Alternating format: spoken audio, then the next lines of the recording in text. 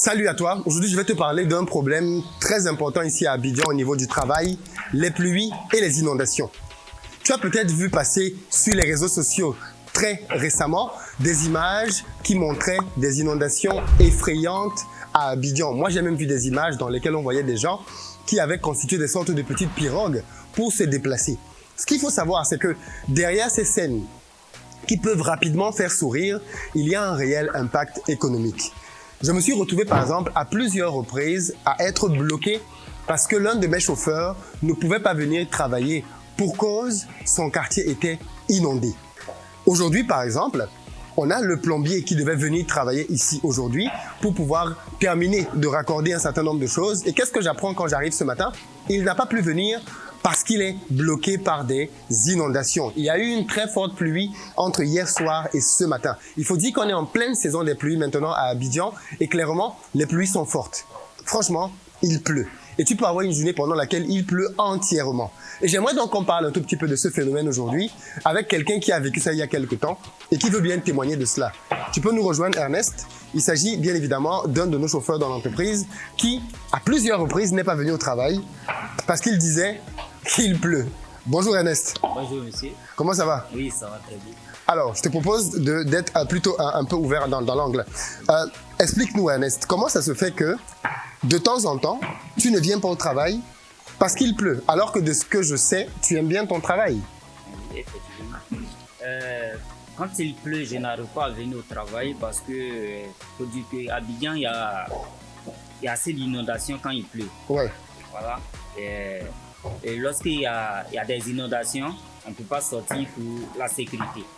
Comment ça pour la sécurité? Parce que toi, par exemple, la dernière fois, tu m'as envoyé des vidéos pour me montrer que, boss, il pleut vraiment, je ne suis pas en train de raconter des histoires. Mais dans la vidéo que tu m'as montrée, je voyais effectivement beaucoup de pluie, mais là où toi tu habites, c'était pas inondé, il n'y avait pas d'eau dans ta maison. Pourquoi est-ce que cette pluie qui est à l'extérieur de ta maison, qui ne t'inonde pas toi, t'empêche de sortir pour venir au travail? Ok. Je peux dire, c'est vrai que ma maison n'est pas inondée, mais lorsque tu sors de la maison et que là où tu dois venir emprunter, si il y a des inondations, tu peux pas venir au travail. Vu que tu dois emprunter une voiture avant de venir au travail. Donc, s'il n'y a pas de véhicules qui circulent, alors tu restes bloqué. Mais pourquoi les véhicules ne circulent pas? Parce que si j'ai bien compris, les inondations bloquent les routes en fait. Ça bloque les routes. Parce qu'il y a des secteurs même que les pluies emportent les véhicules. Ah oui, d'accord. Oui. La pluie emporte les véhicules qui sont stationnés. Qui sont stationnés. Même tu peux rester en train de rouler et puis tu arrives à quelque part si tu ne peux pas traverser la pluie. La pluie t'emporte dans ta voiture. Dans ta voiture. Alors déjà, on peut en parler, Ernest. Toi, tu habites à Yopougon, c'est ça? Où à Yopougon? J'habite à Yopougon. Oui, mais Yopougon, c'est très grand. Ah oui. Tu es où à Yopougon? Yopougon millionnaire, tu es où? Yopougon, Trois-Rouges. Yopougon? Trois-Rouges. Trois-Rouges, ok, d'accord. Est-ce que ce phénomène-là est... Par exemple, ici à Cocody, je ne vois pas beaucoup d'inondations. Et pourtant, j'ai l'impression que hors de Cocody, attention, même à Cocody, il y en a, hein, je crois savoir qu'il y a des inondations à la Riviera, ce genre de choses. Mais cette situation-là, est-ce que tu as l'impression que les choses s'améliorent ou alors année après année, c'est le même problème? Parce que j'ai aussi appris que le gouvernement ivoirien dépense chaque année des fortunes pour régler le problème des inondations. Et pourtant, quand les pluies reviennent, les inondations sont encore là. Donc, est-ce que toi, en tant que citoyen, tu as le sentiment que les choses s'améliorent quand même ou alors c'est pareil ou c'est même pire? Là, je peux dire que les choses ne s'améliorent pas au fait. Okay? Les choses ne s'améliorent pas parce que chaque année, c'est les mêmes choses. Chaque année, c'est les mêmes choses. Vous pouvez attendre que cette année, bon, il y a la pluie qui a emporté des véhicules et l'année prochaine aussi, c'est la même chose. Mais est-ce que c'est toujours dans les mêmes zones? Oui, c'est toujours dans les mêmes zones.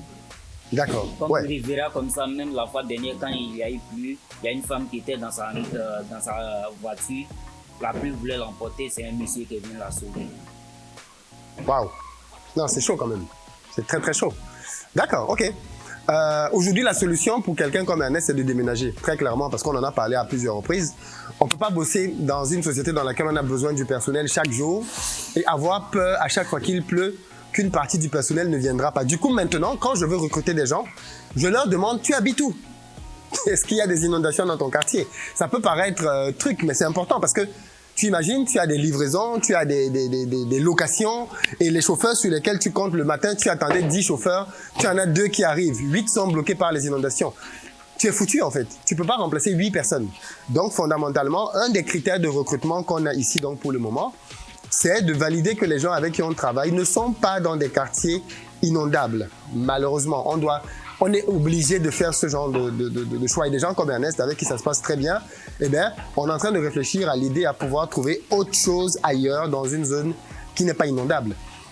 Parce qu'il faut le dire aussi, il y a un problème de loyer, de coût de loyer. Les loyers sont beaucoup plus bas à Yopougon. Oui, les loyers sont beaucoup plus bas à Yopougon.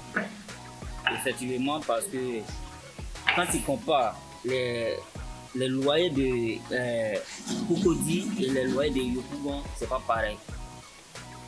J'ai voulu venir même déménager à Cocody ici, mais il y a certaines maisons qui sont allées me montrer vraiment les maisons de 60 000, même la douche même est mieux. Douche est mieux. Quand tu dors, tes pieds même sont dehors. Franchement. Et on te loue ça à 60 000? À 60 000. Ici, à Cocody. Donc, c'est vraiment... Bon, maintenant, la solution, c'est quoi alors pour les gens comme toi qui veulent se rapprocher du travail? Quels sont les quartiers là où on peut quand même aller et qui répondent un peu à un compromis? Je pense que les quartiers comme... bon, pour ceux qui travaillent à Yopougon, peuvent rester à Yopougon. Oui. Pour ceux qui travaillent à Yopougon, peuvent rester à Yopougon. Mais pour ceux comme moi qui travaille à Cocody, je pense que les quartiers comme Dopi ou même l'autre quartier Mbadon, oui. Il y a des maisons là-bas qui sont un peu bas. Ok. D'accord, qui permettent de pouvoir avoir un loyer oui. Qu'on peut payer. Parce que c'est vrai que si tu payes 60 000 et que quand tu dors, tes pieds sont à l'extérieur, ce n'est absolument pas du tout intéressant. Mais ce problème d'inondation, c'est vrai que c'est quand même choquant parce que j'ai l'impression que quand il pleut à Abidjan, tout le monde a peur. Il y a comme s'il y avait... Dès qu'il pleut un peu, les gens ont peur. Oui, c'est ici à Abidjan, on voit que les gens ont peur de la pluie plus que même les armes. Ah oui. Les gens ont plus peur de la pluie que des armes. Des armes. C'est pas mal celle-là. Ouais, parce que... Quand il y a des coups de fusil, tout le monde va aller voir ce qui se passe là-bas. Mais quand il y a des pluies, on ne voit plus personne. Elle est pas mal celle-là. Oui, donc effectivement, il y a ce problème de pluie, quoi, qui est pour le coup vraiment, vraiment problématique. Là, par exemple, ce matin, il a beaucoup plu. Tu peux venir.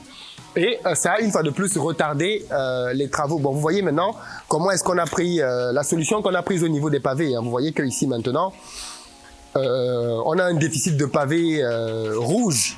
Mais les techniciens ont pris pour option, et c'est celle qu'on avait choisie, de partir du portail et de revenir simplement vers la fin.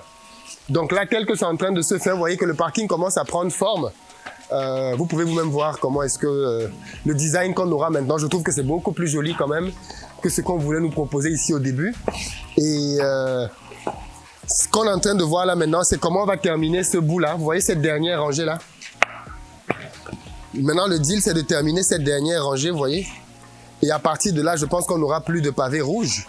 Et à ce moment-là, on va compléter simplement avec tout ce qui est pavé en béton, le reste du mur, histoire d'essayer de masquer un tout petit peu le fait qu'on n'ait pas assez de pavés rouges. Alors effectivement, là, vous pouvez vous constater vous-même que les gars sont vers la fin. Il pleut, la pluie commence vraiment à tomber là. Par contre, il continue de poser à une seule condition, qu'il ait son parapluie. Vous vous rappelez qu'il nous avait dit qu'il ne travaille pas sous la pluie parce que ça peut le rendre malade, ce qui est totalement normal. Par contre, il a trouvé lui-même une solution. On lui a rien demandé, hein. C'est de mettre son parapluie quand il pose. Ça me fait toujours rigoler de voir ça. Mais maintenant, il pose avec son parapluie parce qu'il a vraiment envie de terminer ce chantier aujourd'hui. Il pose tant qu'il pleut à ce niveau aussi parce que si la pluie s'intensifie, il va devoir arrêter. Clairement, il va devoir arrêter. Mais je trouve que c'est pénalisant pour nos pays parce que il faut trouver des solutions. En Europe, les gens travaillent tout le temps. Vous imaginez, on ne peut pas stopper un chantier parce qu'il pleut. En Asie, on travaille tout le temps. La pluie ne stoppe pas les chantiers. Chez nous, la pluie stoppe les chantiers. Vous voyez, ça, c'est pas chaud. C'est vraiment pas cool. Donc, je pense qu'il faut aussi que nos ingénieurs réfléchissent à des voies et moyens de contournement pour pouvoir quand même faire avancer les travaux malgré la pluie. Là, les pavés rouges commencent à se faire vraiment de plus en plus rares.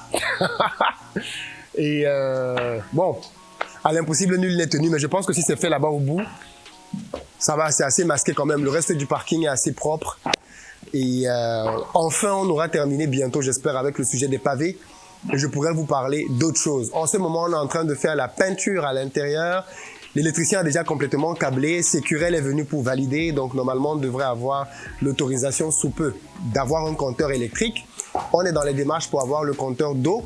Les carreaux ont déjà été posés. Voilà, on est vraiment sur la dernière phase de finition du chantier. Et ensuite, maintenant, on va commencer avec l'ameublement. Bon, il y a encore les ferronniers qui doivent nous faire donc finalement les toitures là qui vont protéger les voitures. Bon, ça c'est un tout nouveau marché. On a eu des ferronniers qui sont venus ici. Petite astuce, chaque fois que vous avez un marché que vous voulez faire, conviez toujours 2 à 3 artisans pour avoir des devis comparatifs. Ça va vous permettre vraiment d'y voir beaucoup plus clair. Ne prenez jamais un seul devis et passez votre commande. C'est pas un bon deal à réaliser. Sur ce, je vous donne rendez-vous pour une prochaine pépite.